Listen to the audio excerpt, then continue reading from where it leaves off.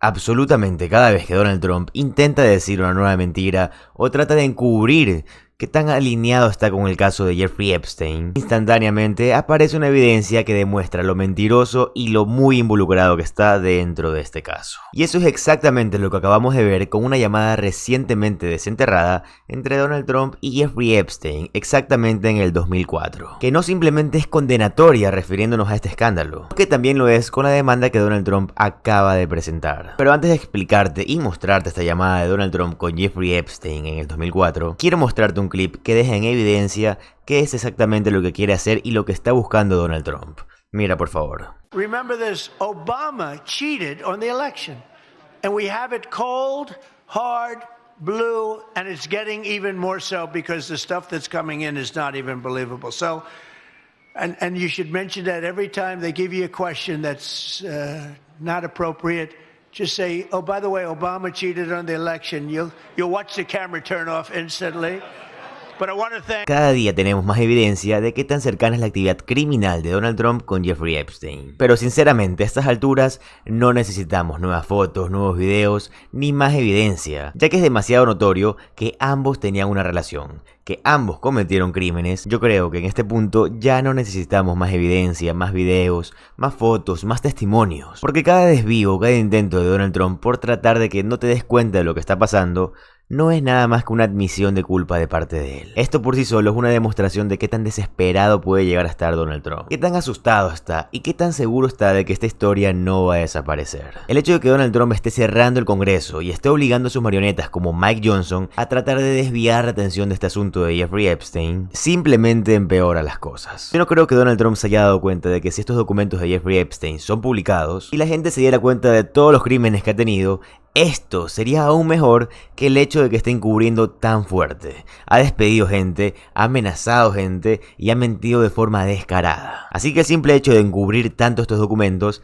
hace pensar que hay peores cosas de las que puede llegar a ver. Porque el movimiento MAGA es principalmente un grupo de teóricos de la conspiración. Así que las fantasías más descabelladas de estas personas realmente le pueden hacer daño a Donald Trump. Aún más que la verdad misma, sin importar cuál sea esta. Porque al final del día, si liberan los archivos, siempre terminarán diciendo igual Obama los creó, Obama los inventó. Pero el hecho de que Donald Trump esté tratando de tantas formas de encubrirse solo demuestra qué tan grave es esto y qué tan real es el asunto. Especialmente cuando salen nuevas pruebas como esta que fue reportada por CNN. Y antes de mostrarte la llamada que te prometí del 2004, quiero mostrarte qué tan asustado estaba en una llamada de hace 2 días. Miren el clip, por favor. I know you also found some video of Trump and Epstein that was from later of them talking. That has also never surfaced before. What's that?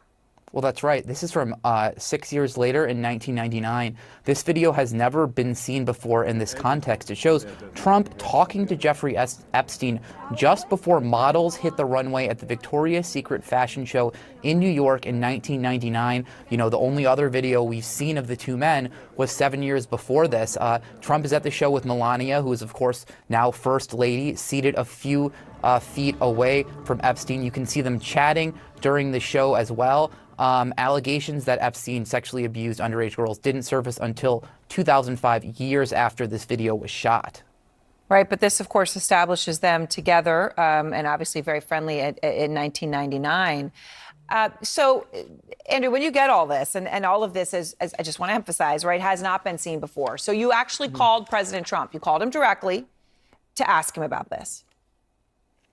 Yeah, we were not on the phone very long. I think our call was about 30 seconds or so. But when I asked him about the wedding photo, he said, he sort of paused for a second and then said, "You've got to be kidding me," before calling CNN fake news and then hanging up on me. Donald Trump enojado, gritando y colgando el teléfono diciendo noticias falsas y perdiendo el control completamente con un reportero, no me parece para nada una señal de inocencia. Prácticamente Donald Trump se está tomando un momento para darse cuenta de lo muy mal parado que está, ya que no para de recordar lo que él y Epstein hicieron en esa boda, para luego finalmente colgar muy enojado. Y esto realmente no es una buena señal de inocencia para Donald Trump. Y hablando de señales de inocencia, Tampoco lo es esta llamada desenterrada del 2004 entre Donald Trump y Jeffrey Epstein. En su libro del 2004, Trump, How to Get Rich, o en español sería Donald Trump, Cómo hacerse rico. Donald Trump escribió sobre una llamada de un hombre que llamó el misterioso Jeffrey. Por misterioso que sea Jeffrey, es una de las pocas personas que conozco que puede ser identificado solo con su primer nombre. Mi equipo nunca pide un apellido en su caso, lo que lo pone en el mismo nivel de Elvis. No es que Elvis llame mucho la atención en estos días, pero nunca se sabe. Eso escribió Donald Trump. No está claro si el misterioso Jeffrey es Epstein, y la Casa Blanca no se pronunció al respecto en un comentario de la CNN. Donald Trump habla de su relación con Jeffrey Epstein como si se tratara del malo de una película, justamente en el momento en el que el malvado le revela su plan secreto al superhéroe. Literalmente él decía cosas como que, ¡ay, el misterioso Jeffrey! Hizo cosas tan grandiosas y amábamos esas cosas que hacíamos. Pero tal vez no deberíamos de decir todas porque podríamos meternos en problemas. Ese es el misterioso Jeff. ¿Qué tipo? Es una locura que entre esta y un montón de evidencia sigue saliendo cada día y la gente aún no reacciona de que Donald Trump realmente era un gran amigo de Jeffrey Epstein y en un 99.9% de posibilidades él está dentro de la lista o los archivos de Jeffrey Epstein. Y lo peor de todo es que Donald Trump demandó al Wall Street Journal por publicar un archivo que decía que Epstein y Donald Trump sí se conocían. O sea que Donald Trump planea llevar esta mentira tan lejos, diciendo cosas como que nunca hicimos negocios juntos, nunca estuvo en su oficina, pero claramente Jeffrey Epstein estaba muy cerca de Donald Trump.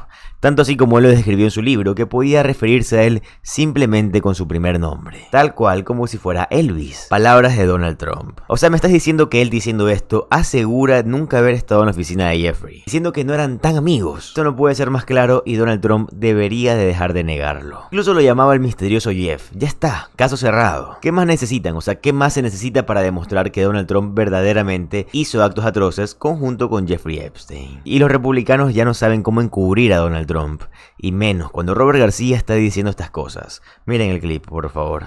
Trump is hoping that his little buddy in Congress can sweep this all under the rug over the August recess without provoking even more outrage. But while he may be able to apparently control Speaker Johnson, he cannot control every member of his party.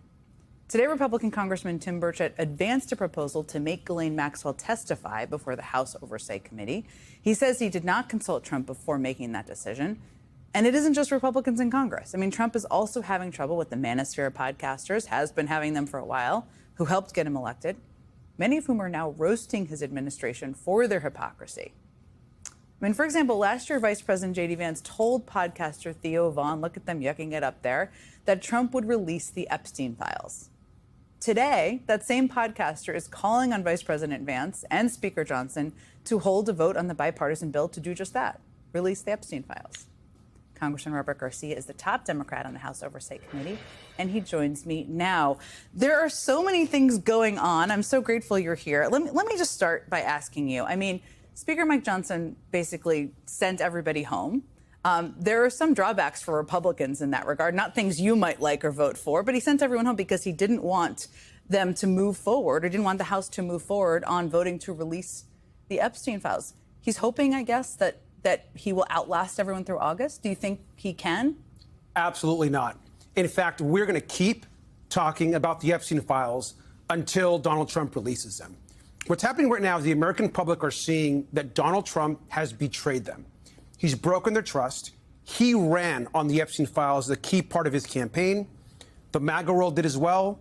His family talked about it constantly. Don Jr. tweeted about it dozens of times.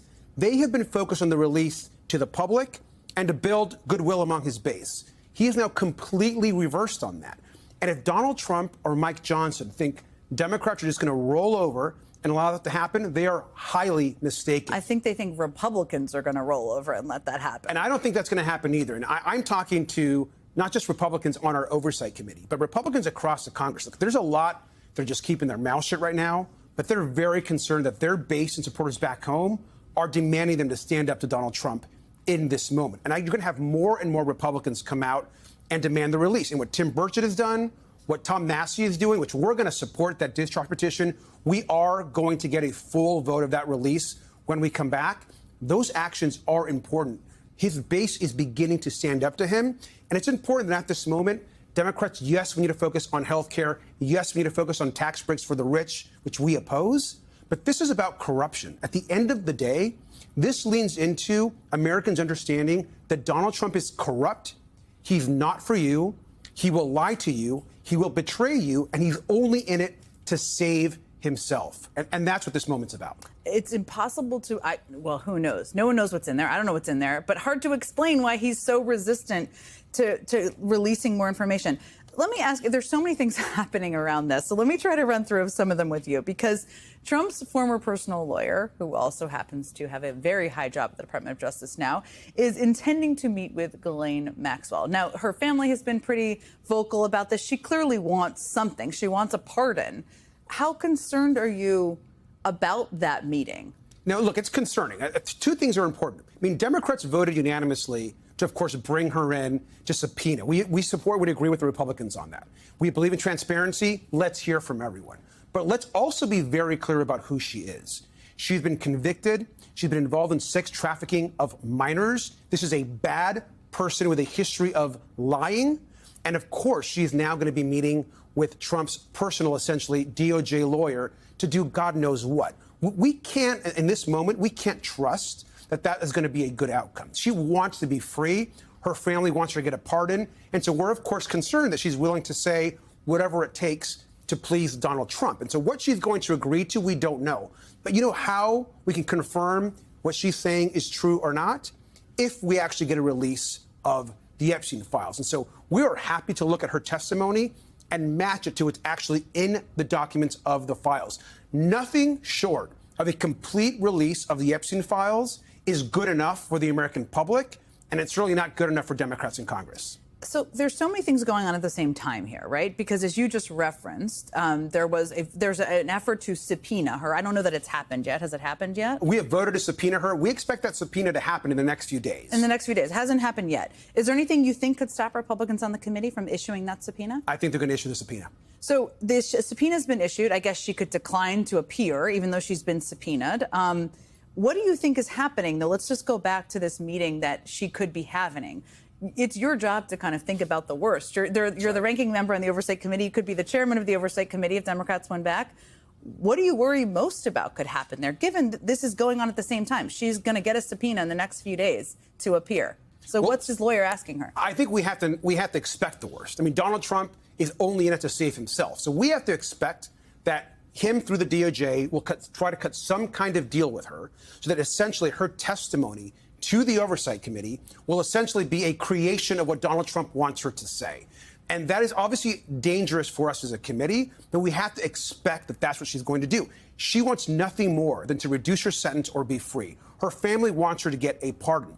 And so there could be an intense amount of coordination, illegal coordination on behalf of the Trump DOJ and the president himself to insert himself so that basically she says then matches what he wants her to say. But we should be very clear that only can we corroborate that information if it actually matches the release and what's actually in the actual files right now. So that part is critical and very important to the committee. Los republicanos están haciendo de todo por distraer a quien sea con tal de encubrir a Donald. Pero ¿qué creen? No va a funcionar. Cada intento de ocultar esta historia no es nada más que un llamado de atención. Y llamado de atención del tipo negativo, del tipo que te hace pensar, aquí hay algo, vamos a indagar. Pero bueno, yo cumplí con mi deber, que es informarte todos los días. Y como siempre te digo, para mí lo más importante es saber tu opinión y me encantaría que la dejes en los comentarios. Y está de más repetírtelo, pero si te gusta el contenido de política estadounidense, te va a encantar suscribirte al canal, ya que subo videos absolutamente todos los días.